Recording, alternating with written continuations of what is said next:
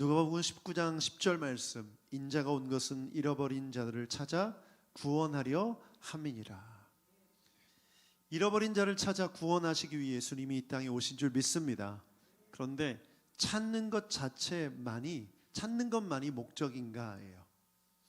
잃어버린 어린 양을 찾는 것 그 자체가 목적입니까? 아니죠. 그 양이 제자리로 돌아와서 제 기능을 할 수 있는 양으로서 그 삶을 살아갈 수 있는 그런 정도까지 회복되는 게 목적이죠. 마찬가지로 잃어버린 아들, 탕자도 마찬가지죠. 부모의 아들로서 자신의 역할을 할 수 있도록 그가 돌아와서 회복되고 깨닫고 배우는 것이 필요한 것입니다. 그래서 예수님께서 잃어버린 영혼이었던 제자들을 부르시고 그들을 훈련시키시고 있는 것이죠. 구원이란 말은 그래서 단순히 잃어버린 자들이 예수님을 믿고 찾음을 받아서 천국 가게 됐다는 것이 아니라 잃어버린 영혼들이 주께 돌아와 이제 제 기능을 하는 삶을 살아가게 한다는 거예요. 그것이 제자화이고 그것이 예수님께서 우리에게 원하시고 바라시는 것이죠.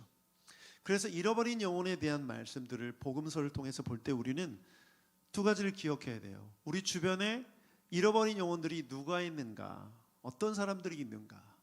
두 번째는 잃어버린 영혼이었던 나는 저들의 모습을 통해서 예수님께서 저들을 부르시고 가르치는 모습을 통해서 무엇을 배워야 되는가, 이 두 가지 질문을 해야 하는 것이죠.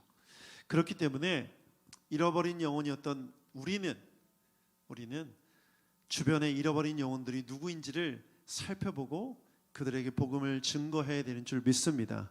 더 나아가 잃어버린 영혼이었던 나는 무엇을 회복하고 어떻게 살아야 되는지 예수님으로부터 날마다 배우는 여러분이 되길 축복합니다. 예수님께서 그래서 제자들을 이끌고 가다라라는 지역에 갔습니다. 다른 본문에서는 다른 공간 복음서에서는 거라사라는 지역으로 불리기도 합니다. 거라사, 가다라 똑같은 곳이에요. 갈릴리 해변 남동부에 자리한 시골, 외진 시골입니다. 이 지역에 가셨을 때 귀신 들린 사람 둘이 무덤 사이에서 나오다가 예수님을 마주쳤습니다. 그런데 이 귀신 들린 사람들의 상태를 이렇게 묘사하고 있어요. 28절을 함께 보면 함께 읽어보겠습니다. 28절 시작. 예수께서 건너편 가다라 사람들의 지역에 가셨을 때에 귀신 들린 사람 둘이 무덤 사이에서 나오다가 예수를 마주쳤다. 그들은 너무나 사나워서 아무도 그 길을 지나칠 수 없었다. 너무나 사나웠다. 이 사나웠다는 표현은 그들의 성품이나 기질, 성격을 말하는 것이 아닙니다. 그들이 이렇게 사나웠던 이유는 귀신 들렸기 때문이죠. 이 귀신이란 단어를 우리가 주의 깊게 살펴봐야 됩니다. 귀신하면 뭐가 떠올라요? 저와 비슷한 세대인 분들은 전설의 고향이 떠오르고 좀 밑에 세대들은 귀곡산장이 떠오르고, 귀신하면 뭐가 떠오르죠? 혼령, 죽은 자의 영, 죽은 자의 혼, 뭐 이렇게 떠오르지 않습니까? 이건 우리 한국 문화가 가지고 있는 전통적인 사고방식이에요. 귀신이라는 단어 딱 떠오르면 이미지화되어 있기 때문에 바로 자동적으로 그 이미지가 떠오르는 것이죠. 그래서 국어사전을 보면 귀신이란 죽어서 한이나 원한이 많아 승천하지 못한 혼, 그 혼을 귀신이라고 불러요. 그래서 구천의 귀신이 떠오른다. 몽달 귀신 혹시 아세요, 여러분? 총각 귀신이 몽달 귀신입니다. 네. 결혼을 못 해보고 한 번도 사귀어보지 못한 총각이 죽으면 몽달 귀신이 된다는 얘기였어요. 그래서 한이 서려서 여자를 놀래키고 이렇게 나타난다, 이런 얘기예요. 다 만들어낸 얘기죠. 만들어낸 얘기, 지어낸 얘기죠. 그런데 성경이 말하는 귀신이 지금 우리가 알고 있는 그 귀신과 같은 단어인가? 결론적으로 말씀드리면 다른 단어입니다. 성경에서 말하는 귀신은 헬라어 원어에 의하면 디몬이에요. 디몬. 사람을 해치는 힘을 가진 악령. 더 자세히 말씀드리면 여러분 잘 아는 마귀라는 사탄의 종입니다. 사탄이 부리는 악한 영들이 귀신이에요. 그러면 왜 이런 단어로 우리가 쓰고 있느냐? 다른 단어가 없기 때문이죠. 번역하는 과정에서 이렇게 번역이 된 거예요. 그러면 지금 귀신 들린 사람은 죽은 사람의 영이 그 사람에게 들어간 것이 아니라 마귀가 부리는 귀신이, 악한 영이 그 사람을 지배하고 있는 것이죠. 그래서 여러분 성경을 읽으실 때 아주 간단하게 이해되게 가르쳐 드릴게요. 사단 들어보셨죠? 이 단어는 히브리어입니다. 히브리어예요. 한국말 아니에요. 히브리어예요. 그런데 히브리어를 헬라어로 번역하는 과정에서 사탄이라는 단어를 디아블로라는 헬라어를 썼어요. 디아블로 많이 들어보셨죠? 게임 이름 디아블로. 그런데 이 디아블로를 한국어로 뭐로 번역했냐? 마귀로 번역했어요. 이 마귀라는 단어는 원래 있던 단어예요. 옛날부터 불교, 도교에서 쓰던 단어예요. 그 단어가 마침 있길래 번역을 한 거죠. 그렇게. 근데 확 와닿는 거예요. 마귀라는 존재를 이미 한국 사람들 알고 있었기 때문에. 봤더니 또 귀신이라는 단어도 딱 있네. 디몬이라는 단어를 귀신으로 번역하면 딱 맞는 거예요. 그래서 사탄, 마귀 같은 뜻이에요. 사탄은 히브리어고 마귀는 헬라어 디아브로를 한국어로 번역한 거고, 귀신은 그 마귀의 수하인 악한 영들을 뜻해요. 이제 정리가 되셨죠? 네. 일타 강사. 이거 더 이상 헷갈리지 않길 바랍니다. 자, 그렇다면 지금 이 악한 영, 즉 귀신, 사탄의 종에게 붙들려 있는 이 사람이 무덤에서 살고 있었어요. 그런데 이 무덤은 어떤 무덤이냐? 우리는 지금 무덤하면 또 뭐가 떠오르죠? 봉분이 떠오르죠. 그런데 이스라엘의 그 갈릴리 지방 근교에 있는 무덤은 대부분 굴인데, 어떤 굴이냐면 석회암으로 이루어졌기 때문에 쉽게 팔 수가 있었고, 또 그런 굴들이 많았어요. 일반 벽도 원하면 그걸 파서 무덤으로 만들 수가 있었던 거죠. 그래서 여러분 세계 여행에 관한 어떤 영상들 보면 깎아지른 듯한 절벽에 성문 같은 걸 막 조각으로 해놨잖아요. 그걸 어디서 만들어서 거기다 갖다 놓은 게 아니라 그 돌을 깎기가 용이한 돌들인 거예요. 그래서 그런 돌을 깎아서 무덤을 만들기도 한 거죠. 또 자연 동굴을 그대로 사용하기도 해서 그 속에 시체를 안치한 거예요. 그런데 그 속에서 살고 있었던 거죠. 누가 봐도 무섭죠. 누가 봐도 소름 끼치는 일이죠. 그런데 너무나 사나웠고 힘이 셌어요. 그래서 그 길을 아무도 지나다니지 않으려고 했어요. 마가복음 5장 3절부터 5절 말씀을 보면 그들의 모습에 대해서 이렇게 묘사하고 있어요. 함께 읽어보겠습니다. 시작. 그는 무덤 사이에서 사는데 이제는 아무도 그들 쇠사슬로도 묶어둘 수 없었다. 여러 번 쇠고랑과 쇠사슬로 묶어두었으나 그는 쇠사슬로도 끊고 쇠고랑도 부수었다. 아무도 그를 휘어잡을 수 없었다. 그는 밤낮 무덤 사이나 산속에서 살면서 소리를 질러대고 돌로 제 몸에 상처를 내곤 하였다. 무섭죠? 무서워요. 사람이라면 이런 능력이 없는데 그 속에 악령이 귀신이 지배하고 있기 때문에 이런 모습을 보이고 있었던 거죠. 그렇다면 왜 사탄은 귀신들을 이용해 사람을 이렇게 만들었을까? 이런 질문이 생겨요. 여러분 왜 그랬을까요? 사탄은 뜻이 뭐냐면 대적자라는 뜻이에요.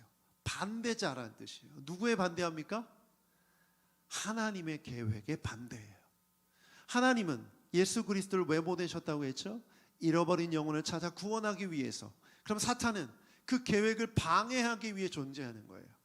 그러면 귀신이 들리게 해서 그 사람을 지배한 이유, 또 그 사람의 사나운 행동 때문에 사람들이 접근하지 못하게 한 이유 다 무엇입니까? 사람들을 잃어버린 영혼이 주님께 돌아오게 하는 것을 방해하기 위함인 것이죠. 예수님께서 이 땅에 오신 목적과 정반대되는 일이에요. 그래서 29절 말씀을 보면 이렇게 말해요. 그들이 외쳐 말하였다. 하나님의 아들이여 우리와 무슨 상관이 있습니까? 때가 되기도 전에 우리를 괴롭히려고 여기에 오셨습니까? 하나님의 아들이여, 사탄은 예수님이 누군지 분명히 알고 있죠. 이 귀신들은 알고 있었어요. 때가 되기도 전에, 귀신들과 사탄을 심판하는 그 때가 되기도 전에 우리를 괴롭히려고, 우리가 하려는 일을 왜 방해하려고 합니까? 라고 질문하고 있는 거죠. 여러분, 사탄은 인간을, 잃어버린 영혼들을 완전히 망하게 만들려고 노력하고 있어요. 반대로 우리 주님은 우리를 통해 잃어버린 영혼들을 구원하기 원하시는 줄 믿습니다. 그러므로 지금 우리가 살고 있는 이 세상 속에서 이걸 알고 살아가는 게 너무나 중요합니다. 여러분, 질문해 볼게요. 지금 사탄의 존재를 느끼십니까? 아니, 다르게 질문해요. 여러분, 사탄의 존재를 믿습니까? 인정하십니까? 여러분, 하나님을 믿죠? 그러면 사탄은 있어요. 왜냐하면 성경이 그것을 말하고 있기 때문에. 그러면 사탄은 지금 활동하고 있는 거죠. 그래서 베드로전서 5장 8절 말씀을 보면 이렇게 말하고 있어요. 쉬운 말 성경으로 함께 읽어보겠습니다. 시작. 정신을 바짝 차리고 항상 깨어 있으십시오. 여러분의 원수 마귀가 으르렁거리는 사자처럼 먹잇감을 찾아 두루 돌아다니고 있습니다. 여러분, 이 말씀의 핵심 구절이 뭔지 아세요? 사탄이 지금 두루 돌아다니고 있다. 두루 돌아다니고 있다. 뭘 찾아? 먹잇감을 찾아. 먹잇감은 누구예요? 잃어버린 영혼들이죠. 우리예요. 사탄이 지금 이렇게 활동하고 있다는 거죠. 그런데 저는 이 말씀을 보면서 우리 그리스도인들이 이 사탄의 활동을 얼마나 인지하고 있고 알고 있느냐, 이것에 대한 질문이 생기더라고요. 우리가 하나님의 살아계심과 함께하심과 하나님을 느끼고 하나님 바라보고 살아가자고 그렇게 강조하지만 사탄에 대해서 얼마나 경각심을 가지고 인지하고 있느냐, 이거는 너무나 부족하다는 것을 깨닫게 됐어요. 여러분, 지금 이 말씀을 통해서 우리는 두려워해야 됩니다. 어떤 의미에서 두려움이냐면, 우리가 살고 있는 이 시대가 사탄이 우리를 삼키려고 으르렁거리는 시대임을 알고 두려워해야 됩니다. 그래야만 깨어 있을 수 있기 때문이죠. 그러나 우리를, 잃어버린 영혼이었던 우리를 예수 그리스도가 찾아 구원하셨기 때문에 그들에 대해 우리가 어떤 태도로 나아가야 될지를 말씀을 통해서 깨달아야 합니다. 사탄은 끝없이 우리에게 두려움을 주어서 하나님의 뜻대로 살지 못하게 하겠지만, 우리 안에 계신 주님은 우리를 끝없이 그 사탄의 두려움을, 그 공격을 이겨내게 하시고 승리하게 하실 줄 믿습니다. 그래서 세 가지 적용점을 나누고 기도했으면 좋겠어요. 첫 번째, 사탄을 인지하십시오. 사탄을 인지하십시오. 오늘부터 사탄을 인지하고 살아가요.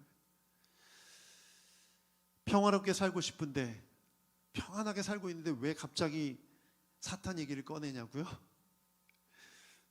사실 이걸 모르고 살면 먹히기 때문에 그렇습니다. 이걸 모르면 먹혀요.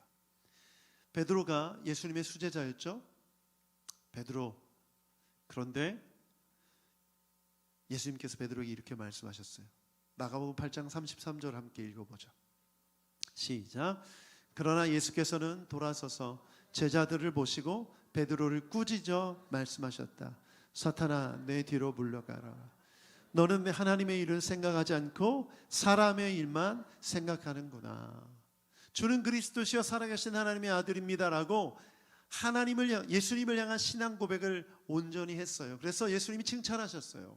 그런데 이제 십자가의 길로 나아가서 구원의 역사를 이루시기 원하심을 말씀하셨는데 베드로가 안 됩니다. 나도 따라가겠습니다. 나도 함께 죽겠습니다. 이 말을 한 거죠. 베드로가 이 말을 했을 때 예수님이 충격적인 말을 합니다. 사탄아, 내 뒤로 물러가거라. 이 말은 뭐냐면, 베드로가 지금 사탄의 영향력 아래 놓여져 있다는 것을 뜻해요. 예수님과 함께 있는 제자임에도 불구하고 사탄은 베드로를 공격하고 있다는 것입니다. 그리고 그 공격에 베드로가 당했다는 걸 뜻해요. 여러분, 우리는 그러면 어떨까요? 예수님의 수제자였던 베드로도 이런데 우리도 마찬가지입니다. 우리도 그런 위험에 노출되어 있다는 것이죠. 가룟 유다도 보십시오. 누가복음 22장 3절 말씀을 보면 이렇게 말하고 있어요. 함께 읽어보죠. 시작. 열둘 가운데 하나인 가룟 유다라는 유다에게 사탄이 들어갔다. 가룟 유다 마음속에 사탄이 들어가서 가룟 유다의 행동과 결정과 선택을 지배하는 거예요. 예수님을 팔아넘기게 되죠. 여러분, 예수님의 제자들 가운데 이런 일이 일어났다는 것은 우리에게 무엇을 보여주는 메시지입니까? 우리도 얼마든지 이렇게 농락당할 수 있다는 거예요. 이렇게 이용당할 수 있고 이렇게 공격당할 수 있다라는 거죠. 그런데 언제 이렇게 먹히느냐? 예수님께서 베드로에게 하신 말씀에 그 힌트가 있어요.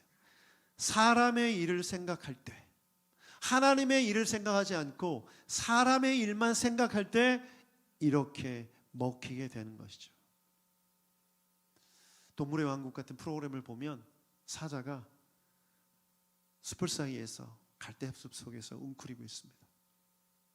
그러자 먹잇감이 다가오면 득달같이 달려가서 목을 딱 물어요.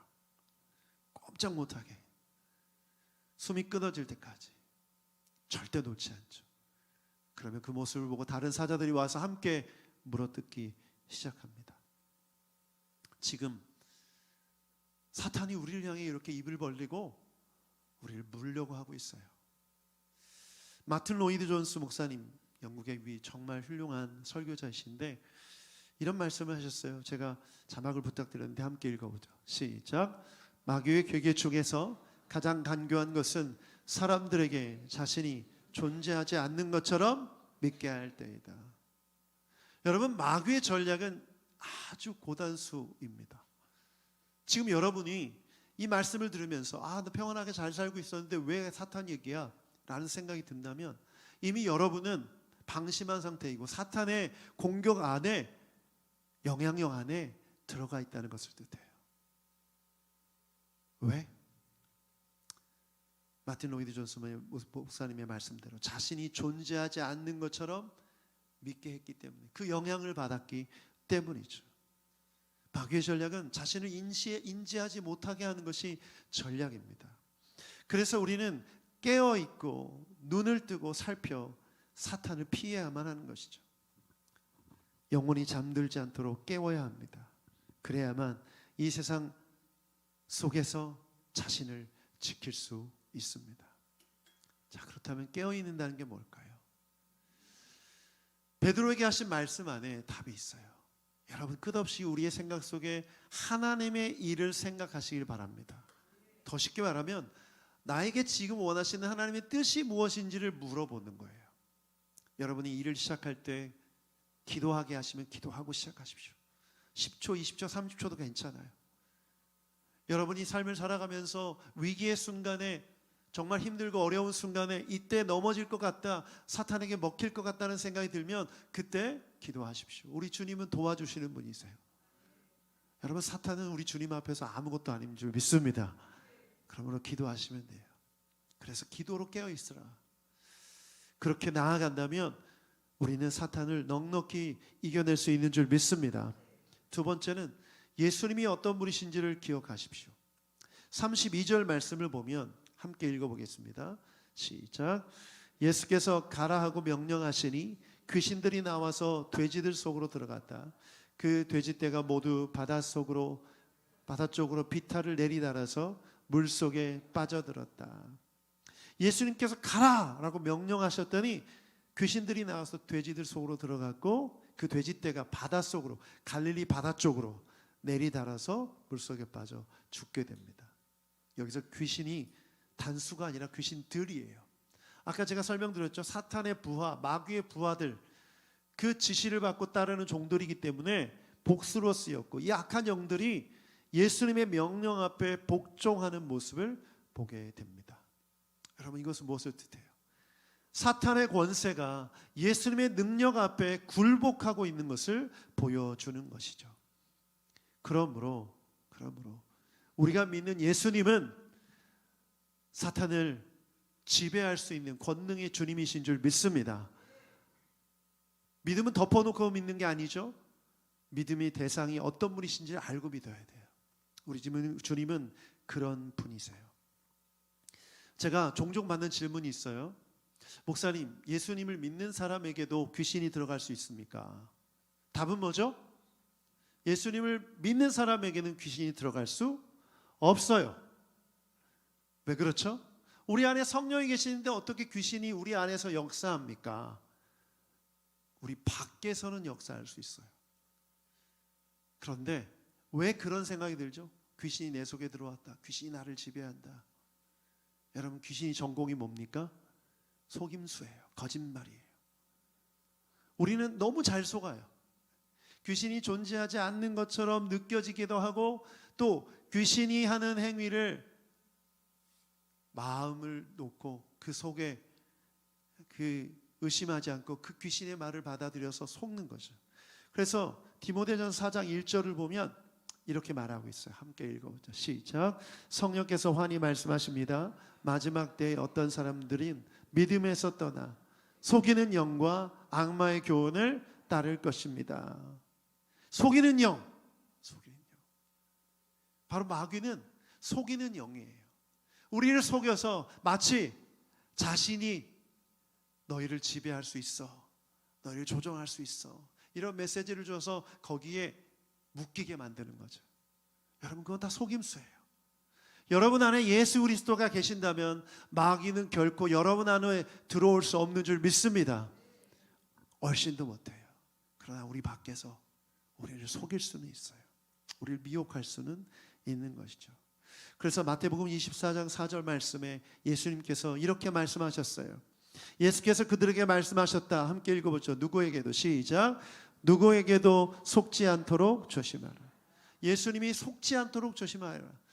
여러분, 마귀가 우리 밖에서 역사할 때 나 마귀야 이렇게 다가옵니까?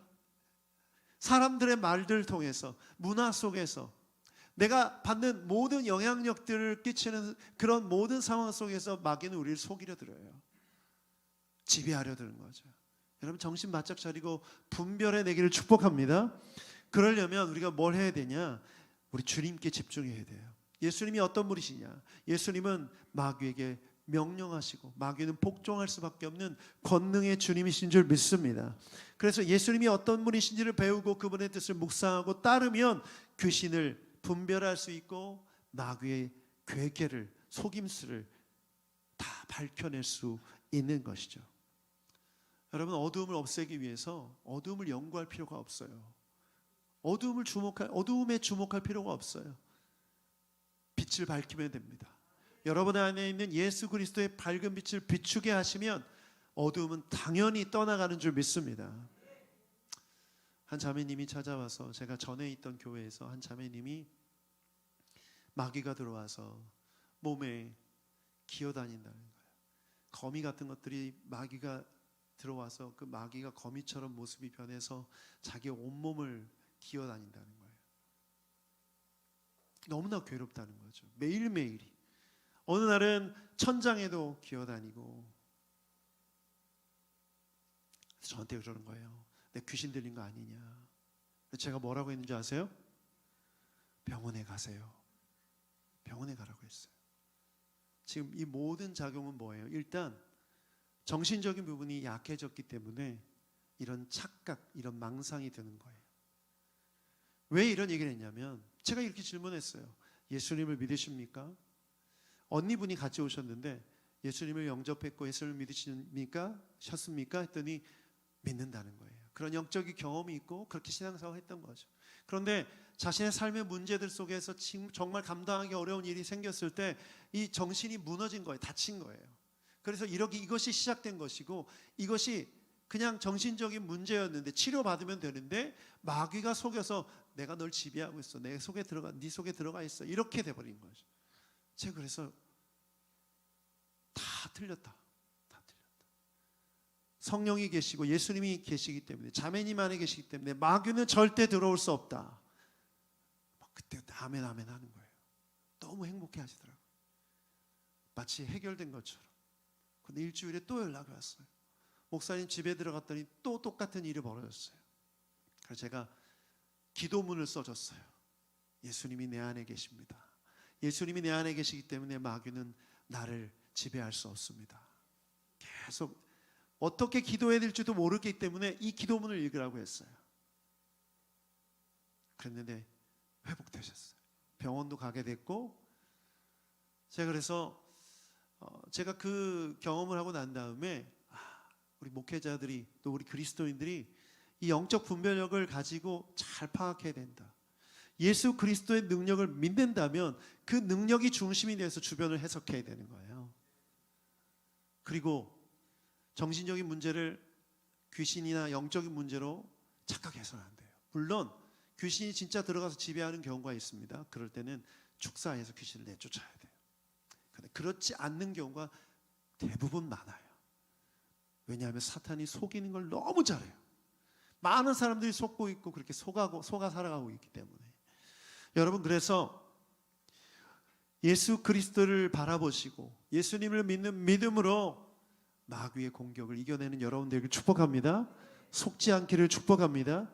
예수님 바라보면 마귀가 떠나갈 것입니다.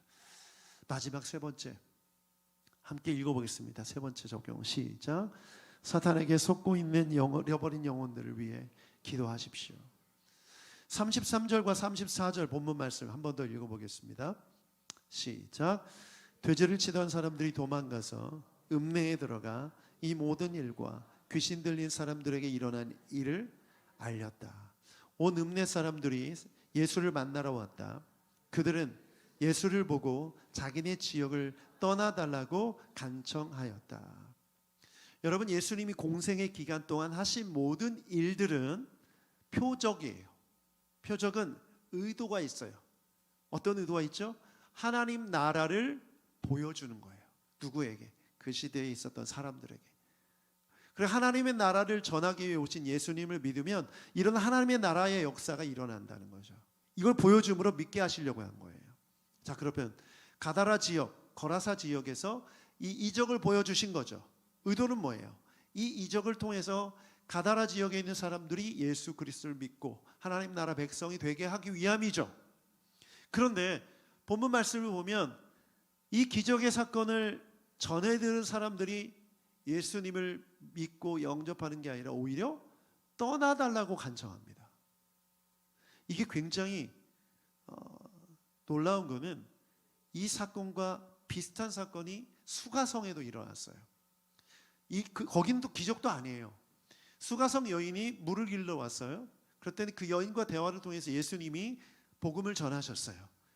수가성 여인이 너무나 기뻐서, 사마리아 여인이 기뻐서 요한복음 4장을 보면 동네로 갑니다. 그래서 다 전해요. 내가 이런 일을 경험했다. 그랬더니 동네 사람들이 어떻게 하죠? 믿게 돼요. 그리고 더 나아가 예수님을 자기 동네로 초청해서 더 말씀을 듣게 되고 동네 사람들이 다 믿게 돼요. 놀랍지 않습니까? 정반대의 반응이죠. 가다라 지역 사람들은 그 놀라운 기적을 봤음에도 불구하고 늘 보던 귀신 들린 사람들이 귀신이 떠나가고 온전케 된 것을 봤음에도 불구하고 예수님을 멀리하고, 이 사람들은, 사마리아 사람들은, 수가성 사람들은 예수님을 영접한 것이죠. 여기서 저는 질문하게 돼요. 왜 이렇게 전혀 다른 반응이 나오게 되었을까? 갈라디아서 1장 4절 말씀을 보면 이렇게 나와 있어요. 함께 읽어보겠습니다. 갈라디아서 1장 4절 시작. 예수 그리스도께서는 하나님 우리 아버지의 뜻을 따라 우리를 이 악한 세대에서 건져주시려고 우리의 죄를 대속하기 위하여 자기 몸을 바쳐주셨습니다. 여러분, 이 본문 말씀에 이 악한 세대에서 건져주시려고, 예수님은 하나님의 계획을 따라 우리를 이 악한 세대 속에서, 어두움 속에서, 절망 속에서, 죄악 가운데서 건져주시려고 우리에게 오셨습니다. 그러니 건져준다는 단어 한번 생각해 보십시오. 지금 이 안에 웅덩이가 있어요. 이 안에 빠진 사람을 건져주기 위해서 저는 뭘 해야 됩니까? 초능력을 발휘합니까? 이렇게? 나와라! 절대 안 나오죠. 손을 내밀죠. 그 손을 잡으면 건져주는 거죠. 예수님께서 이 땅에 오심은 무엇을 뜻하냐? 손을 내미신 거예요. 이 손을 잡으면 너희들은 구원을 받는다는 거죠. 그런데 이 세대 속에 던진 하나님의 손, 예수님의 손을 잡지 않으면 잃어버린 영혼임에도 불구하고, 하나님의 놀라운 역사가 바로 그 앞에 놓여 있음에도 불구하고 그들은 구원받을 수가 없는 것이죠. 바로 가다라 사람들과 수가성 사람들의 차이가 여기서 나는 겁니다. 어찌 보면 이 한 여인을 만났던 이 사마리아 여인에 일어난 일은 비교했을 때 그 임팩트가 다를 수밖에 없어요. 그럼에도 불구하고 이 수가성 사람들이 예수님을 영접했다는 것, 그들이 예수님의 손을 잡았다는 거예요. 예수님이 내민 손을 그들이 잡았다는 거죠. 저는 오늘 우리가 살아가는 이 시대 속에 여러분이 구원받은 과정을 한번 생각해 보십시오. 누군가에게, 여러분에게 복음을 전했다는 건 예수님께서 손을 내미셨다는 것이고, 내민 손을 여러분이 잡았다는 것을 뜻해요. 그래서 오늘 여기 있는 거죠. 그분이 우리를 건져주신 줄 믿습니다. 그런데 이걸 잡으려 하지 않는 사람도 있어요. 이 손이 거기까지 왔음에도 불구하고, 아주 가까이 왔음에도 불구하고 그것을 거부하는 사람들, 우리 주변에 이런 사람들 너무나 많지 않습니까? 여러분, 우리는 그들을 향해 나아가야 돼요. 물론 억지로 손을 잡게 할 수는 없어요. 잡아, 안 주면 너 알지? 힘들게 할 거야. 우리가 협박하고 강압해서 할 수는 없어요. 제가 미션 스쿨을 다녔는데, 미션 스쿨에서는 강제로 모두 다 예배를 드리게 합니다. 저희 때는 일요일에도, 주일에도 교복을 입고 교회를 가게 했어요. 전 너무 좋았죠. 교회 가는 게 즐거웠으니까. 근데 제 친구들은 너무 싫어했어요. 강압적으로 믿게 하는 거. 그런데 놀랍게도 그 강압 중에 하는데도 저 같은 사람이 있는 거예요. 저 같은 애가 있는 거예요. 너무 좋은 거예요. 찬양하고 말씀 듣고 기도하는 게. 그런데 저 같은 애들이 많았어요. 물론 거기서 자고 도망가고 이런 애들도 많았고. 이게 왜 이럴까? 여러분, 하나님께서 우리에게, 인간에게 자유의지를 주셔서 선택하게 하신 거예요. 오늘도 그 믿음의 선택을 하기를 원하시고 기다리시는 하나님이신 거죠. 우리가 할 일은 어디까지입니까? 우리가 할 일은 그 손이 뻗쳐져 있음을, 바로 앞에 놓여져 있음을 말해주는 것까지예요. 그 다음은 그 사람의 몫인 거예요. 그러므로 우리가 끊임없이 그 손이 놓여져 있음을 전해야 되는 줄 믿습니다. 그게 우리가 할 일이에요. 그게 우리가 할 일이에요. 여러분, 출근하시다 보면 정말 수많은 사람들 보죠. 잘 모르는 사람들. 이 가져야 앞을 보면 정말 많은 사람들이 왔다 갔다 해요. 가끔 그런 생각을 해요. 저분들을 보면서 저분들은 예수님을 믿으실까? 하나님의 사랑을 아실까? 지금 살아가고 있는 이 시대가 얼마나 악한지를 알고 있을까? 마귀가 입을 벌리고 삼키려고 하고 있다는 것을 알고 있을까? 그저 자신의 삶의 걱정과 염려에 연연하면서 하나님께서 내밀어 주신 그 손을 외면한 채 살아가고 있지 않은가? 그런 생각이 들 때가 많아요. 마음이 답답해져요. 우리 선배 목사님들 얘기만 들어도 교회 간판만 올려도 막 사람들이 막 몰려왔었던 때가 있었대요. 그때는 주님께서 내민 손을 서로가 잡기에 바빴던 거죠. 그런데 지금은 누구도 바라보려고 하지 않아요. 잡으려 하지 않아요. 이런 시대에 우리가 살고 있습니다. 누구를 탓하는 것도 아니고 불평하려고 하는 것도 아니에요. 그저 우리가 주목해야 될 건 이 시대 속에 우리가 이런 삶을 살아가고 있다는 것을 인정하고 내가 무엇을 해야 하는가라는 거예요. 저는 수가성 여인이 되길 축복합니다. 동네에 가서 내가 메시아를 만났다 말만 해주는, 문을 두드려서 예수님을 소개해주는 그 역할만 해도 그 다음은 우리 주님이 알아서 하실 거예요. 우리가 맡겨드리고 믿음으로 나아가는 여러분 되길 축복합니다. 요한복음 4장 39절부터 41절 말씀, 수가성이 일어난 일, 이 말씀을 읽고 함께 기도합시다. 시작.